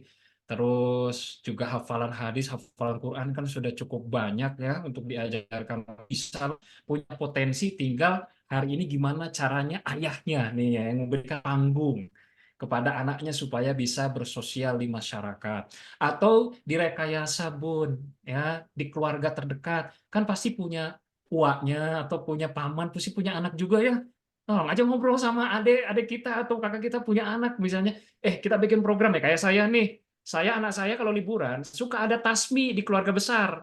Anak saya nih yang SD misalnya tasmi, tapi yang mendengarkan itu anak-anak saudara semua, anak paman, anak uas, semua, sedangkan nanti gantian giliran walaupun juz 30 beberapa ayat di situ, akhirnya di situ belajar atau kita rekayasa dia bikin program apa gitu ya dengan keluarga besar si anak ini yang apakah itu jadi panitia atau apa begitu direkayasa seperti itu bisa dilakukan. Jadi sekali lagi semua mudah kalau dilakukan secara kolektif nggak sendirian. Jadi insya Allah ini Bun ya anaknya bisa lah bersosial, insya Allah bertetangga, tinggal nih ayahnya dulu, peran ayahnya harus muncul begitu ya, karena kalau bunda itu terbatas ya, perempuan itu memang fitrahnya di rumah, waqorna fi buyutikun gitu ya, di rumah kata Allah kalau perempuan, maka bersosial itu laki-laki.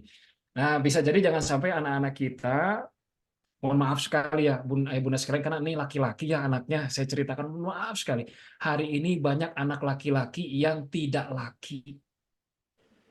Fisiknya laki, tapi mentalitas karakteristiknya tidak seperti laki-laki. Tangguh, pemberani, terbiasa dengan luka, terbiasa dengan tanggung jawab. Sekarang melihat anak-anak sekarang, baru masalah sedikit, ya nangis gitu ya. Anak laki-laki terus terbiasa dengan luka, kulit hitam terbiasa. Laki-laki saya mah main sepeda, main layangan, naik pohon, biarkan anak laki-laki nggak boleh sensor motorik kasarnya bermasalah. Jangan sampai nanti megang kayu atau megang bambu gemeteran tangannya gitu ya. Sensor motorik kasarnya bermasalah itu nggak boleh. Jangan sampai anak laki-laki hari ini nggak laki begitu ya, kurang maskulin atau anak laki-laki sekarang itu laki-laki tulang lunak sekarang mah gitu ya. Nggak boleh. Anak laki-laki harus jantan anak laki-laki kita. Maka ini perlu pelatihnya ayahnya, gitu. Ayahnya harus jantan. Saat begitu saat ya, anak laki Masya mulai Allah. introvert. Ya, baik, siap Ustadz. Ini ayah lagi ini. Waduh, ini luar biasa ini, Maya. Baik, Ustadz, ini sudah 17 menit ya, jam 11.17 menit. Seharusnya memang dari jam 11.19 sih. Tapi ada satu lagi nih, Ustadz. Gimana nih, Ustadz? Boleh satu lagi ya, Ustadz ya? Wah, ini saya bacakan, Ustadz. Ini dari Bunda Santi ya. Ambarsari, Ustadz, agar santri dibekali dan diarahkan agar mampu mengatur diri dalam melihat konten-konten positif, serta diarahkan agar tidak main terus. Mungkin ini harus bagaimana mungkin Ustadz? Ya, ini sekali lagi sama nih Ustadz, ini harus tugasnya ayah, membangun visi. Ya, pendidikan keluarga itu ada di ayah, membangun visi tentang anak itu ada di ayah. Kenapa anak sering main? Karena dia belum ketemu dengan tujuan hidupnya. Orang kalau sudah ketemu dengan tujuan hidupnya pasti nggak ada waktu untuk main. Betul atau tidak, Ustaz? Benar. Anak itu kenapa main? Karena belum ketemu dengan tujuan hidupnya. Ini tugasnya ayah membangun visi dalam diri anak. Kan membangun visi itu nggak bisa sehari dua hari. Itu dengan obrolan yang intens antara ayah dengan anak. Apa sih yang diinginkan oleh ayah terhadap anaknya itu harus diobrolkan, itu sering ngobrolnya gitu loh. Nggak bisa sehari dua hari. Setiap pertemuan ngobrol. Itu yang dilakukan oleh para sahabat kepada anak-anaknya. Dan harus ada dialog iman di sana. Contoh, ya, ada ayat Quran yang dibacakan. Nah, Allah menciptakan manusia itu ini ja'ilun fil ardi khalifah, sebagai pemimpin di bumi Allah ini. Kira-kira apa yang bisa kamu lakukan untuk kontribusi mengelola bumi ini? Ada pikiran yang besar yang kita ajarkan kepada anak kita gitu ya, tentang visi hidup. Bahkan kalau di kami anak-anak diajarkan, saya pun udah diajarkan ke Ustaz Lutfi, nanti diajarkan kepada para santri. Santri itu dibuat roadmap hidupnya. Sampai apa? Direnungnya sampai meninggal. Kalau kamu nanti meninggal, ingin dikenang oleh orang ahli di bidang apa? Apakah menjadi seorang pengusaha, apakah seorang menjadi seorang arsitek, apakah menjadi seorang guru, apakah menjadi seorang pembisnis, pengusaha yang seperti apa, yang soleh atau yang seperti apa. Nah, saya sampai real begini, kalau kamu misalnya ingin ahli di bidang A, nanti ditanya, berarti kamu kuliahnya harus jurusan apa? Jangan sampai nanti kuliah salah jurusan. Setelah itu, coba lihat di kampus di dunia ini, jurusan itu mana kampus terbaik untuk jurusan itu? Dicari. Mau di Eropa, di Jepang, di Amerika dicari. Artinya kamu S3-nya di mana, S2-nya harus di mana, S1-nya harus di mana. Nah, supaya S1 dapat ke sana, siapa saja orang yang harus kamu temui? Kamu harus belajar apa saja, kemampuan apa saja yang harus dikuasai, buku apa saja yang harus dibaca, siapa yang harus menjadi mentor, gimana cara mengetahui informasinya. Dan hari ini nilai kamu harus berapa. Sehingga anak tuh jadi tahu apa yang harus dilakukan untuk masa depannya. Kalau anak sudah tahu tentang masa depannya dan tahapan-tahapannya, mungkin nggak untuk main. Enggak, seperti Habibie diajak main malah nangis. Bahkan ada sahabat kecil yang luar biasa diajak oleh teman-temannya main, namanya Muawiyah bin Abu Sufyan, itu waktu kecil sebelum jadi khalifah ditanya, kenapa kamu nggak main seperti teman-teman sebaya kamu? Jawabannya luar biasa, aku dilahirkan bukan untuk itu. Itu jawaban anak yang sudah ketemu dengan tujuan hidupnya. Aku dilahirkan bukan untuk itu. Coba kalau anak kita ada SMA nih kelas 12 ditanya kenapa kamu nggak main? Aku dilahirkan bukan untuk itu. Keren atau tidak? Keren ya. Keren, anaknya udah ketemu. Makanya tugas Keren orang tua sekali. adalah mempertemukan potensi anak kita dengan tujuan hidupnya. Diberikan ruang tadi untuk berkarya. Kalau anak kita senangnya di dunia apa, kita cari tahu dulu dia munyulnya di mana potensinya, kita ketemukan dengan mentor. Makanya masanya masa magang.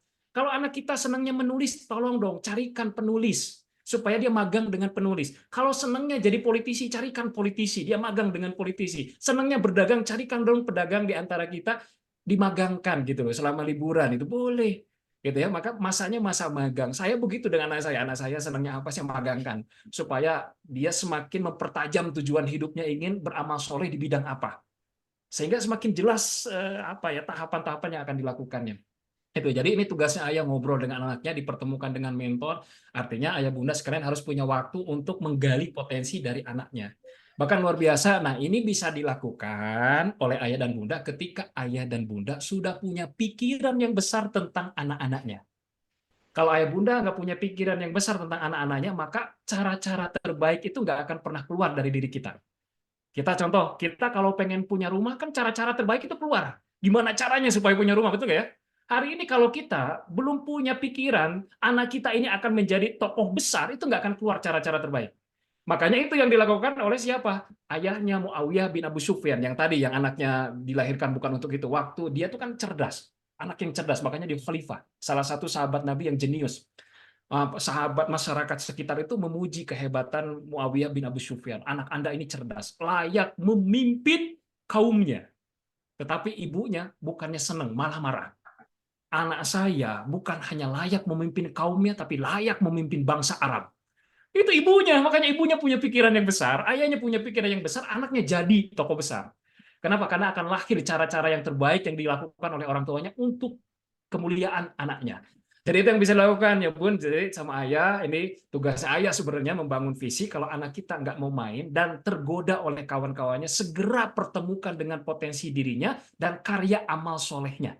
Insya Allah akan jadi itu anak kita. Tapi kalau selama anak kita belum punya pikiran yang besar, belum tahu, bahkan ditanya cita-cita kamu apa, nggak tahu. Kamu mau kuliah di mana? Ah, terserah guru BK aja. Saya cocoknya di mana? Ah, ini masalah, ini PR kita begitu ya. Ini masih PR. Bisa jadi hari ini anak-anak kita masih sering mainnya itu karena belum ketemu. Nah, tugasnya ayah mempertemukan itu. Sering dialog, sering ngobrol, makanya nanti kerjasama dengan pihak BK, anak kita potensinya ada di mana, hasil psikotesnya gitu ya. Cocoknya nanti berkarya di bidang apa. Segera pertemukan dengan mentornya yang ahli. Kan gitu ya. Kalau pengen jadi pemain bola aja harus sudah punya mentor sejak SD kan begitu ya. Apalagi ini anak kita akan jadi calon pemimpin harus sudah punya mentor sejak kecil begitu. Mau jadi pengusaha harus sudah punya mentor. Mungkin itu ya Ustaz Ganjar, ini Masya harus kita Allah. lakukan sebagai ayah. Masya Allah. Iya benar-benar Ustaz. Eh, ini luar biasa sekali ya Ustaz. Ini ayah-ayahnya juga sebenarnya banyak Ustaz. Gitu ya. Cuman di sini juga ada disampaikan nih komunikatifnya, Cina bisa jadi kendala ayah tuh dalam hal komunikatif Ustaz. Nah ini kira-kira boleh nggak sama ibunya Ustaz untuk mengkomunikasikan dengan putranya Ustaz? Ya, bisa sebenarnya saya ibu, tapi kan nggak sekuat ayah. Setiap perempuan laki-laki punya fitrahnya sendiri-sendiri sebenarnya. Begitu kecuali tadi kondisinya tidak sesuai dengan sesuai takdir Allah, suaminya sudah meninggal, misalnya tidak ada sosok ayah, itu beda lagi ceritanya. Tapi kalau ayahnya ada, harusnya kan yang didorong itu ayahnya, gitu ya. Tadi yang disampaikan sama Bunda Santi itu kan tidak main HP terus sebenarnya ya, anak-anak main HP itu gara-gara kita juga kan yang ngasih HP. Nah kalau nggak dikasih HP mah nggak akan main HP kan begitu. Makanya saya bilang tadi tolong caranya kalau anak nggak mau main HP, satu, ketika memberikan HP jangan langsung diberikan. Ada dialog imannya. Nah, boleh kamu main HP, tetapi apa? Ketika kamu megang HP, surga dan neraka ini ada di HP kamu ini. Nah, ayah dan bunda titip gitu ya. Jangan sampai dibuat untuk kemaksiatan kepada Allah. Itu harus ada kalimat itu sebelum memberikan HP itu. Gitu ya. Kemudian kedua dibatasi. Dan yang ketiga, yang lebih bagus sebenarnya diberikan ruang orang tua lebih banyak ngobrol dengan anak supaya anak itu ngobrol dengan orang tua lebih menyenangkan daripada gadget. Nah, hari ini masalahnya apa? Anak supaya anteng kasih gadget. Anak supaya anteng. Jadi gadget lebih menyenangkan daripada orang tua. Jadi harusnya dibalik. Gimana orang tua membuat sebuah aktivitas di keluarga supaya mereka lebih nyenang untuk berkumpul dengan keluarga dibandingkan gadget. Itu. Kemudian yang kedua, orang tua jangan kelihatan juga. Jangan-jangan yang terpapar gadget bukan hanya anak, orang tuanya juga. Apalagi sampai orang tuanya joget-joget juga, main TikTok juga. Aduh, gimana tuh anaknya juga. Anaknya kan ngikutin orang tua aja. Maka ketika sudah punya anak, tolong mulai dikurangi gadget. Jadi kalaupun mau bikin gadget bersama anak, izin. Nah, Bunda megang gadget dulu ya. Ada pekerjaan yang harus dilakukan. Sehingga anak akan memaknai gadget itu digunakan untuk keperluan, untuk kebutuhan. Bukan hanya sekedar untuk main. Jadi jangan sampai kita nggak boleh anak asik main gadget, tapi orang tuanya juga asik main gadget. Jadi ini harusnya mulai dikurangi. Jadi orang tua tuh kayak saya sendiri ini mau ngomong ke saya gitu ya, mulai tobat kalau udah jadi orang tua gitu, ya nggak seperti lagi anak kecil gitu ya. Karena apa yang kita lakukan semuanya akan menjadi dalil bagi anak begitu ya. Ya Allah ya Rob begitu ya. Akhirnya apa? Saya bikin kesimpulan. Ternyata begitu ya. Selama ini kenapa kita gagal mendidik anak? Karena kita terlalu fokus ingin mengubah apa-apa saja yang ada dalam diri anak kita. Sehingga sampai kita melupakan bagaimana mengubah diri kita sendiri. Padahal kalau kita berfokus mengubah mengubah yang ada dalam diri kita, bisa jadi mereka terinspirasi ingin ikut berubah sebagaimana diri kita gitu loh. Nah, karena terbaik dalam mendidik anak itu sampai anak-anak kagum dengan orang tuanya. Saya kagum punya ayah, saya kagum dengan ibu, maka anak-anak itu akan lebih mudah diarahkan. Termasuk masalah gadget tadi, tolong jangan ngasih gadget ke anak kalau anak kita belum rusda. Rusda itu belum memiliki kemampuan mengelola harta dengan baik. Kalau diberikan ya kita harus terima resikonya. Begitu akan senang main gadget, lebih baik anak marah sama kita nggak diberikan gadget daripada sekali lagi jiwa anak kita rusak karena gadget. Sekali lagi itu lebih susah untuk mengobatinya. Begitu Ustaz Ganjar. Masya Allah, luar biasa sekali Ustadz. Tak terasa waktu udah 11:30 nih Ustadz. Ustadz Lutfi, monitor Ustadz. Ya, hadir Pak. Ini luar biasa nih Ustadz. Kayaknya butuh ditambah 1 SKS lagi nih Ustadz. Ya Pak, memang diskusi tentang pengasuh anak itu luar biasa ya. Ini panjang yang sekali. Pak, izin Pak Ganjar ada yang ditambahkan sedikit ya. Siap, baik Ustadz. Silakan sebelum ditutupnya. Maka silakan Ustadz. Ayah bunda semuanya yang hadir, sebetulnya insya Allah sudah dilaksanakan di kegiatan-kegiatan pengasuhan di kami. Karena kan kalau di bagian pengasuhan itu bagaimana anak-anak bisa hidup ya, belajar hidup nanti di kemudian hari begitu. Jadi seminimal mungkin mereka tidak jadi beban ketika mereka pulang dari pondok itu. Jadi selain bisa sebetulnya Maya untuk memprogramkan, karena anak-anak itu banyak dilatih di sini azannya insya Allah begitu, kemudian kultum muhadharah dilatih tiap pekan ya, bahkan ke hal-hal yang sifatnya kelaki-lakian Pak. Kemarin kita belajar bagaimana menggunakan hard tool ya, seperti palu, obeng gitu ya, kemudian colokan listrik, gergaji. Nah itu bisa tuh Pak, para ayah, para bunda itu kalau misalkan ada yang bisa diperbaiki di dapur, di rumah, begitunya di genteng, ini bisa diandalkan tuh anak-anaknya, insya Allah ya sudah pada bisa. Dan ayah bunda semuanya, intinya mungkin tidak akan disampaikan sama saya, kecuali nanti kita akan sama-sama simak closing statement dari Ustadz Hodam ya Pak ya, Pak Ganjar ya sebelum. Ya, betul. Silakan. Begitu Pak Baik. Ganjar. Ya baik, terima kasih Ustadz Lutfi. Baik, ayah bunda semuanya, nampaknya waktu juga sudah mepet nih, udah 11:30. Jadi mungkin untuk materi silakan untuk Ustadz Hodam bisa memberikan closing-nya dulu Ustadz. Baik. Bismillah, ayah bunda sekalian. anak itu tidak minta dilahirkan, kita yang meminta kepada Allah. Anak-anak lahir, kata Rasulullah, dalam kondisi fitrah, maka mereka harus kembali kepada Allah dalam kondisi fitrah. Itu tugasnya kita dan itu yang akan dimintai pertanggungjawaban oleh Allah terhadap kita sebagai orang tuanya yang dititipi amanah itu. Maka kita berikan, lakukan yang terbaik kepada anak-anak kita, karena ini titipan Allah, penguasa langit dan bumi. Bukan hanya penguasa negeri. Kalau kita dititipi anak penguasa negeri, pasti kita tidak akan berani memarahi, memaki anak tersebut. Ini titipan Allah, penguasa langit dan bumi. Apa yang menyebabkan kita berani memaki anak kita, memarahi anak kita, sedangkan nanti akan dimintai pertanggungjawabannya di hadapan Allah. Nah, hari ini kita latih anak-anak kita jadi calon pemimpin masyarakat laki-laki semuanya. Kita berdoa 10 tahun ke depan yang memimpin negeri ini adalah anak-anak kita semua, pemimpin bagi orang-orang yang takwa, insya Allah. Maka kita latih hari ini anak-anak kita, catat nanti jadi status ya. Anak-anak kita latih bukan hanya untuk cerdas menjawab soal-soal pelajaran, tetapi mereka juga harus memiliki kemampuan atau kecerdasan bagaimana bisa menjawab persoalan-persoalan kehidupan. Itu yang paling penting, Bunda sekalian ya. Itu maka kita bangun mulai dengan kesolehan diri, insya Allah, maka selebihnya Allah yang akan menyempurnakan seluruh ikhtiar kita. Karena kemampuan kita terbatas, tetapi Allah yang maha sempurna yang akan menyempurnakan dengan ketaatan kita secara sempurna kepada Allah Subhanahu wa Ta'ala. Mudah-mudahan Allah memberikan kemudahan kepada kita dalam membersamai anak-anak kita semua. Seperti itu Ustaz Ganjar dari saya. Masya Allah, amin, amin. Terima kasih Ustadz, Masya Allah, ayah bunda semuanya. Alhamdulillah untuk materi dari awal sampai akhir sudah disampaikan begitu luar biasa oleh Ustadz Hodam Wijaya. Terima kasih Ustadz. Ini jadi pencerahan sekali buat kami. Insya Allah mudah-mudahan berkah semuanya ya insya Allah. Baik ayah bunda, untuk acara selanjutnya masih ada nih pengumuman-pengumuman. Ustadz Lutfi akan disampaikan oleh siapa ini Ustadz? Daripada Indra barangkali ada Pak Dede. Kalau tidak ada, saya hanya menyampaikan bab kepulangan saja sih sebetulnya. Oh iya, gimana Ustadz? Silakan Ustadz. Ayah bunda, untuk perpulangan nanti, ini mudah-mudahan sudah dibaca juga suratnya. Jadi kami memohon maaf bila di antara yang hadir ini ada ayah bunda yang memang tidak kami ACC perizinan pulang lebih awalnya begitu ya.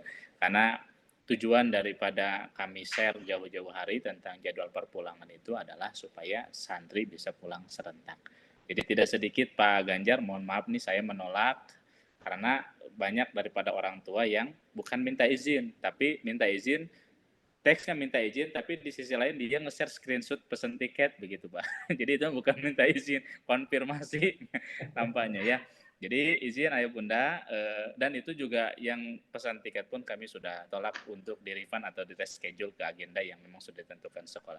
Jadi mohon kerjasamanya, khawatir nih ada gelombang-gelombang komplain daripada santri atau para orang tua yang lainnya, kenapa Ustadz Lutfi mengizinkan beberapa santri yang lebih awal diizinkan gitunya, padahal sudah jelas tanggal 29 atau tanggal 30.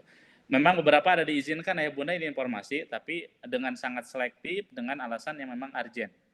Itu kalau hanya sekedar acara keluarga, sudah tanggung pesan tiket, tiketnya mahal, ini mohon maaf kami tidak izinkan, tapi kami berusaha untuk seadil mungkin, seselektif mungkin, sehingga nanti kalaupun ada yang konfirmasi tentang kenapa diizinkan lebih awal, kami bisa menjawabnya dengan penuh pertanggungjawaban. Begitu Pak Ganjar. Masya Allah. Baik, mudah-mudahan jadi ini ya, tidak ada yang bertanya-tanya lagi nih. Kenapa saya nggak di ACC misalnya gitu Ustadz ya. Insya Allah ya. Insya Allah mudah-mudahan Allah mudahkan, Allah lancarkan gitu ya, dan kesehatan juga tanggal 29 ya Bunda. Kita nanti bertemu dengan putra-putranya begitu. Ustadz, apakah ada lagi? Barangkali Bu Ketua, ada lagi nggak pengumuman Bu? Cukup. Cukup ya? Ya. Baik Ustadz, kalau misalkan tidak ada, saya kira alhamdulillah untuk acara dari awal sampai akhir sudah selesai ya. Terima kasih sekali lagi Ustadz Hodam Wijaya dan komite yang sudah memfasilitasi tentunya ya acara ini, dan insya Allah sangat bermanfaat sekali buat kita semuanya sebagai persiapan juga nih nanti kepulangan santri-santrinya begitu. Terima kasih sekali lagi, kita akhiri saja acara parenting ini dengan bacaan hamdalah sama-sama dan doa akhir majelis. Alhamdulillahirabbil alamin. Subhanakallahumma wa bihamdik asyhadu an la ilaha illa anta astaghfiruka wa atubu ilaik. Baik. Saya yang bertugas, Ganjar, mohon maaf apabila ada salah-salah kata. Akhirul kalam. Wassalamualaikum warahmatullahi wabarakatuh. Waalaikumsalam warahmatullahi wabarakatuh. Ustaz Lupi, makasih. Ustaz Hoda, Jazakallah, makasih Pak Ustaz. Ganjar, jazakallah, Bu Yuni. Ya, jazakallah Halo, khair Ustaz Ustaz. Hodam, Ustaz Lutfi, Ustaz Dede, Pak Ganjar. Ya, sama-sama Bu. Terima kasih Ayah Bunda semuanya. Insya Allah rekamannya nanti dikirim ya, Ayah Bunda.